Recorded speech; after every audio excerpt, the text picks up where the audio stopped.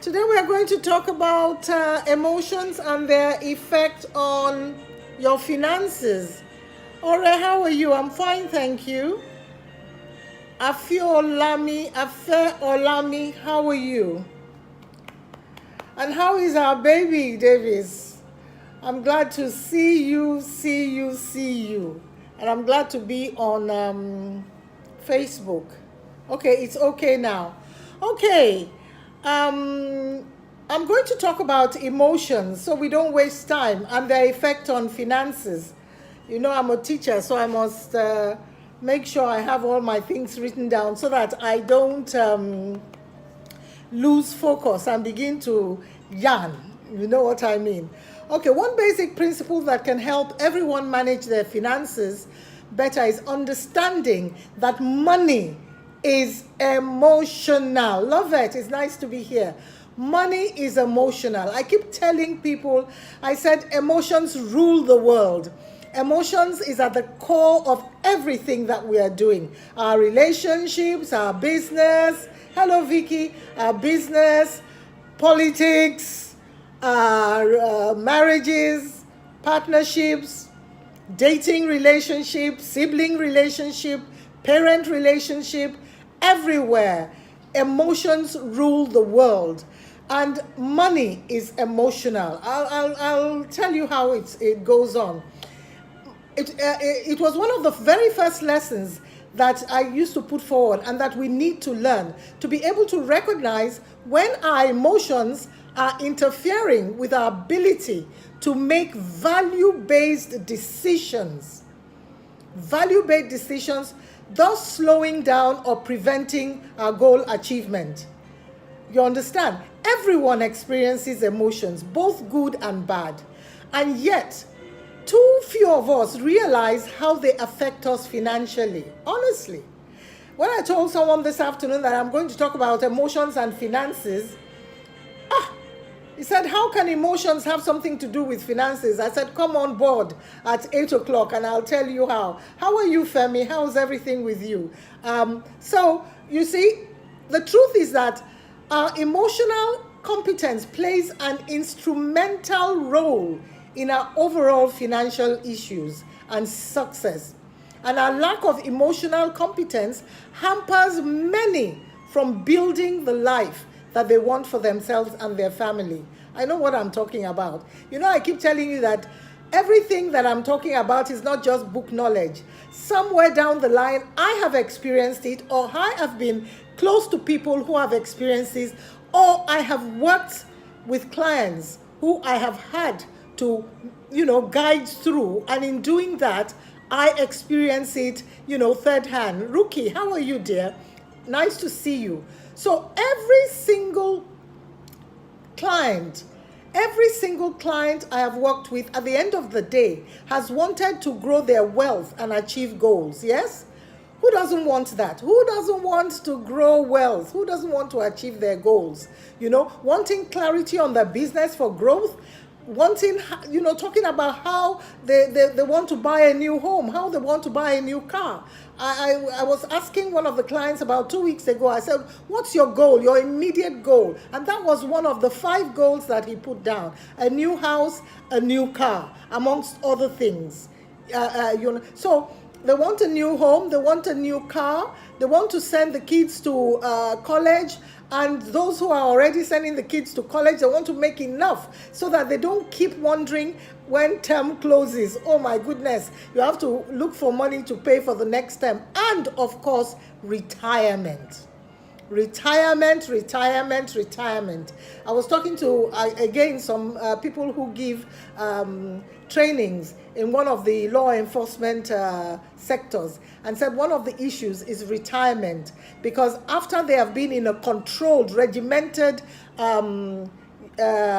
environment, it's very difficult for them to transition to retirement. And I said it's not just in the law enforcement area. It happens with people who are in top corporate organizations. They are used to everything being done, and by the time they're getting close to retirement, if they have not done their homework very well as to what they should do after retirement, then it causes them great angst, and it has caused embarrassing situations for some people. You understand? So everything, their first and sometimes sole priority of people who come and want to talk about clarity about so many things is wealth accumulation. Wealth accumulation. They assume a lack of investment knowledge or current market conditions are what prevents them from growing their assets. No. While those factors certainly can and do play a role, it is often their emotional competence or ability to make good, thoughtful decisions in times of high emotions or chaos that plays the biggest role in their ability to achieve these goals. Hello, Aisha. How are you, everybody? You know, my Instagram people, my Facebook people, you understand? So, what I repeat, while the factors, while those factors of wanting technical knowledge and being able to know about what the market atmosphere is like is very important, it is often their emotional competences or ability to make good, thoughtful decisions in times of high emotions or chaos that plays the biggest role in our ability to achieve our goals. So I'm going to talk about 7 emotions. 7 emotions, yes, it's up to 7, that prevent goal success if left unmanaged. These are common emotions that we all feel at one time or the other. There's nothing wrong with feeling these emotions because we are emotional beings. I keep saying we are emotional beings, no matter what. What you want to be aware of is how these emotions affect you and your ability to make good decisions with your money. Some emotions you may discover don't have a significant impact on you, whereas others do. Once you are aware of which emotions affect you the most, you'll be able to better identify and cope with your emotion triggers. You understand? Leko, how are you? Oh, good to see you here for the first time. Great, that's good. So, number 1, please, I always say, Rookie, your network is always shaky, but you know you can watch this on Instagram 24 hours, and I record and put on my Facebook YouTube channel. I'm building up my YouTube channel. There are a lot that I've recorded and it's gotten lost in Facebook and things like that. So someone advised, put it on YouTube. Once you have your page, people can go back and, kind of read through. And I find that is okay. Number 1, take your pen and paper, please. Number 1, fear stops you from moving forward. Number 1, fear stops you from moving forward. How? Fear is a very powerful emotion that both serves and hurts us in various ways. It can protect us from danger. It can also prevent us from trying something new. Fear. It causes some people to only see negative outcomes or stops people from saying yes to goals they have worked diligently to achieve. Goals like retirement, because you are scared of the unknown. The best defense against fear is to admit that you are scared. Is to admit that you are scared and ask yourself, why am I scared? Hello, Essay. Why am I scared? You need to ask yourself that. When you cannot move forward, when you cannot make certain decisions, when you are reluctant to make that move and you try to bravado yourself through and say, especially where tough people are concerned, most of the time fear is behind it, and procrastination feeds on fear. You understand? So once you shine a light on your fears, they tend to lose their power as logic and good planning takes over. So that's number 1, fear. And fear is a powerful emotion. Number 2, fixing boredom with a spending spree. Retailers love boredom because many people cure it by shopping, whether they head to the mall in person or go online. Now that online you can sit wherever you are and begin to purchase. Boredom. And retailers who understand the skill of marketing and branding and have good advisors will play on that emotional side, which is boredom. Some even go with the intention of not spending a dime. Who has been through that? And just plan to window shop or browse, but all too often they pull out their credit card to buy something. And what makes them do that, believe it or not, is to alleviate boredom or loneliness. When you pull out that credit card, when you didn't want to buy something, something within you just needs to buy to alleviate that loneliness, that hollow or boredom. And these are emotions.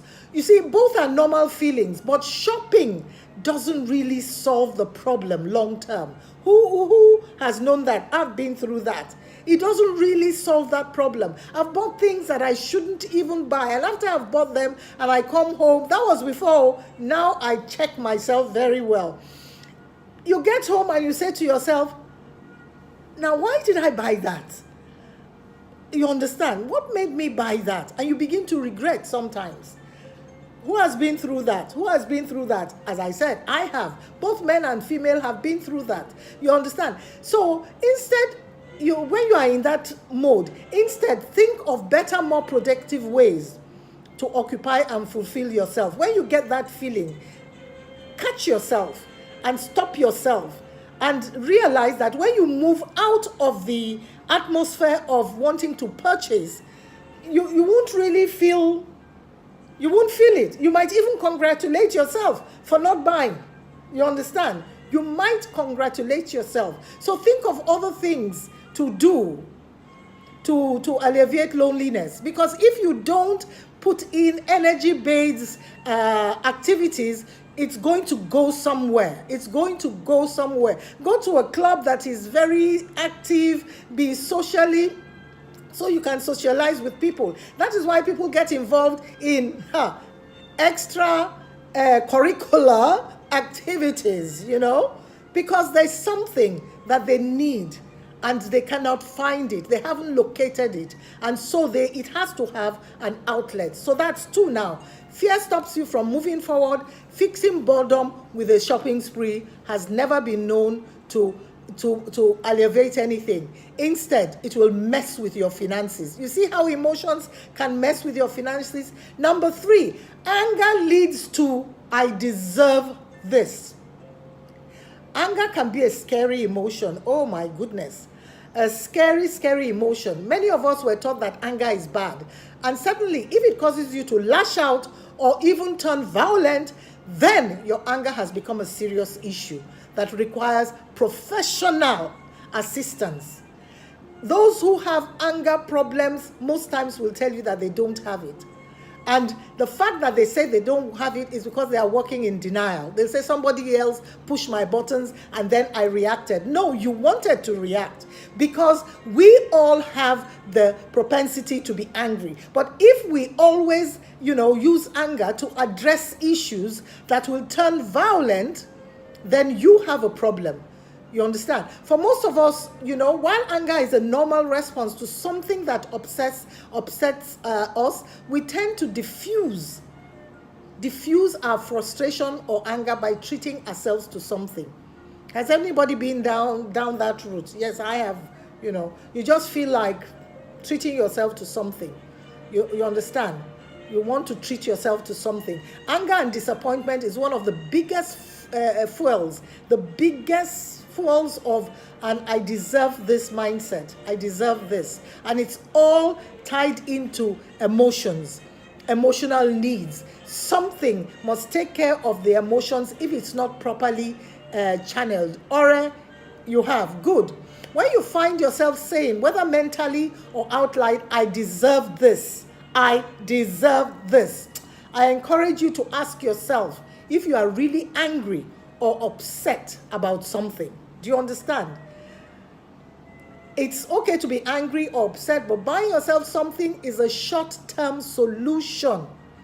It's a short-term solution, because if you use that way out, you will continue to use it and it will continue to erode on your finances. Truly addressing your anger or frustration is the best answer. Find the root of that anger. What is making you really angry? Because anger is just the surface effect of an underlying emotional issue. Anger is a problem, but there are underlying emotional issues. Number 4, green with envy and playing keep up. You know, they say jealousy is the green-eyed monster. Envy is one of those emotions that we don't like to discuss. It paints us in a bad light. So we pretend that we've never felt envious of someone else. But I suspect almost every single one of us here listening to me or going to listen to me, every single one of us, and as I said, myself included, has felt a pang or two of envy at some point in our life. What really matters is how to respond to these feelings. I always say how we respond to these feelings is the cocoa of the matter. Many respond by trying to keep up. That's why I said green with envy and playing keep up. Many respond by trying to keep up, or worse, trying to outdo the other party, to turn the tables and make them envious of you. Like they will say, I will show them. I will show them what back, especially if it's a party, or you want to dress up to a party. You say, I will show them. What are you showing them? Who are you showing? There's something latent, underlying that wants to use, I will show them, to boost your self-esteem. Some even go as far as to spend money on things they care very little about, just to impress or gain approval of others. Are you getting me? Leaving them with little money, very little money for the things that truly matter. You can see how emotions are related to finances. So it's better to admit, even if just to yourself, that you are envious, and use it to motivate you to work even harder to achieve your goals, or work even harder to work on that side of you that needs to affirmation by spending or by trying to get affirmation from other people. You understand? Now, number 5, where emotions, affect your finances. Stressed out and spending mindlessly. Life is busy, life is chaotic and often stressful. When we are pushed to make snap decisions in those moments, we are sometimes too exhausted or forget to make value-based decisions. I'm telling you, we make the easiest decisions in the moment.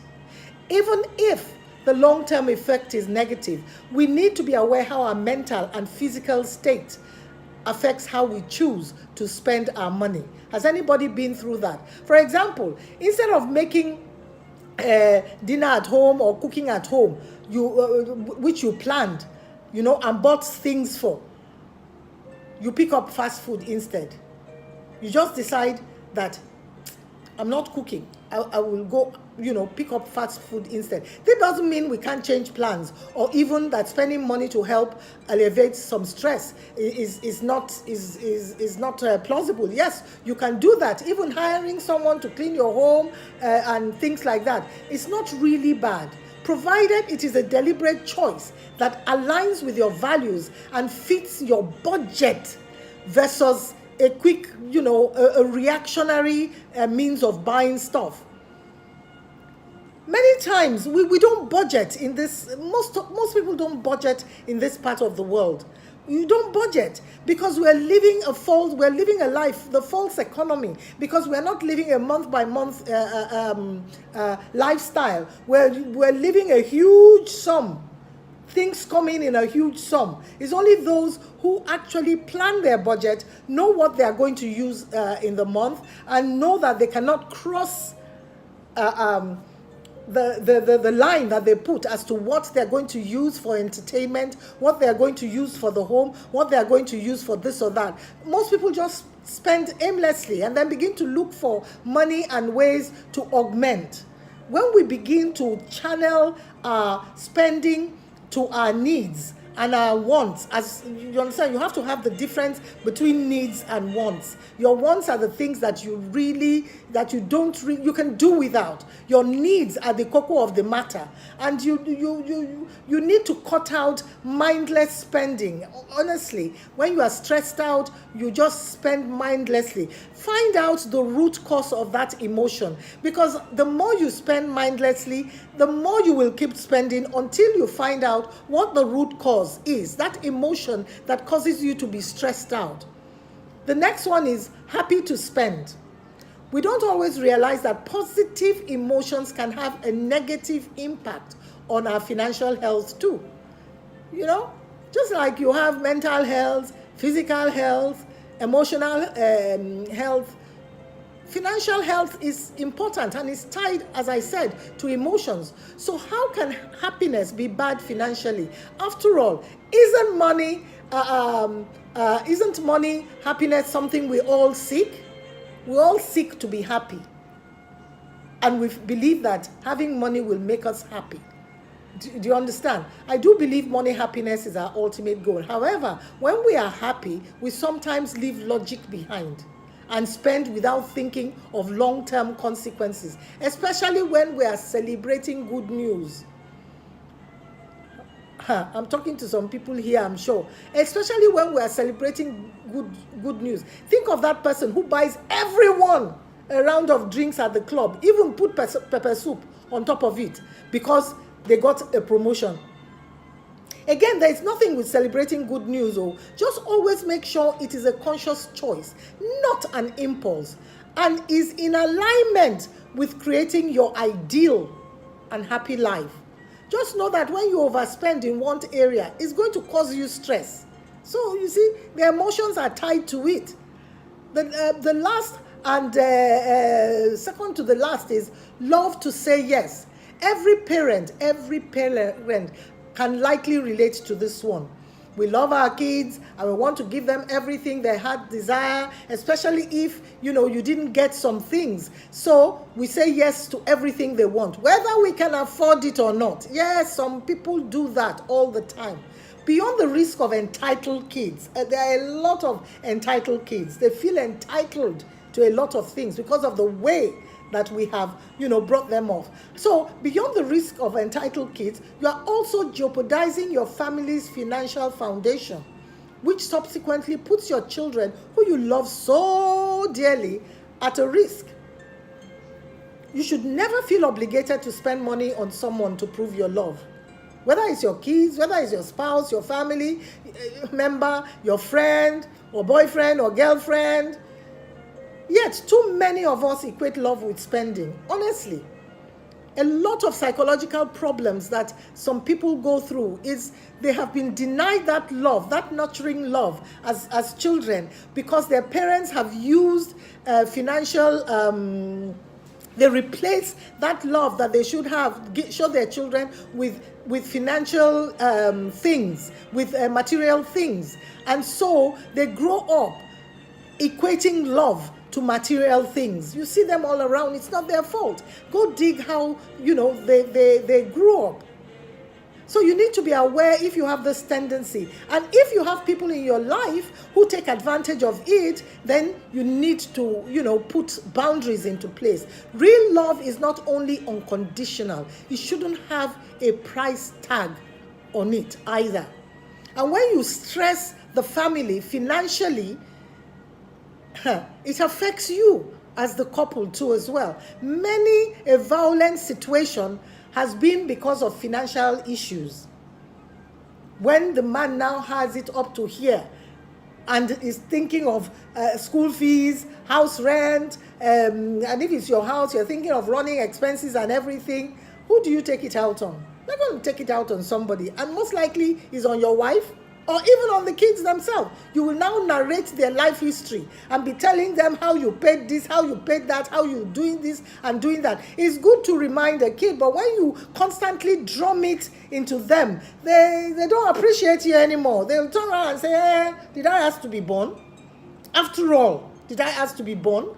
So why are you throwing it? Are you doing something that another father cannot do or another mother cannot do? So you need to know how you are going to give in to the excesses so that you don't use it as a kind of blackmail chat. Do you understand? Because the children will not appreciate you. It's better for you to do within, and don't make promises you can't keep. If you cannot keep that promise, do not make it. Excuse me. I remember when the kids were young, somebody gave me that wisdom that never make a promise just to get them off your back. Because children will always remind you. I remember my last born, who used to say to me, who said to me one day, I don't know where she got it to, she said, a promise is a debt.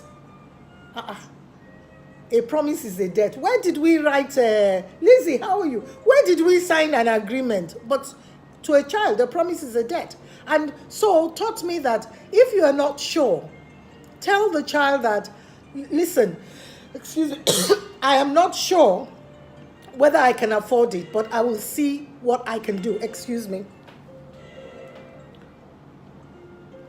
I'm not sure whether I can afford it, but I will see what I can do about it.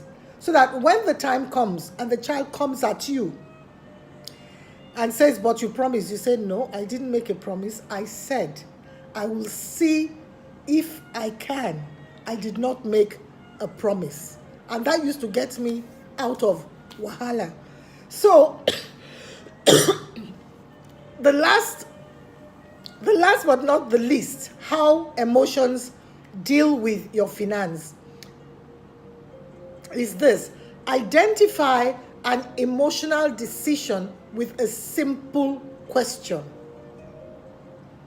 Identify an emotional decision with a simple question.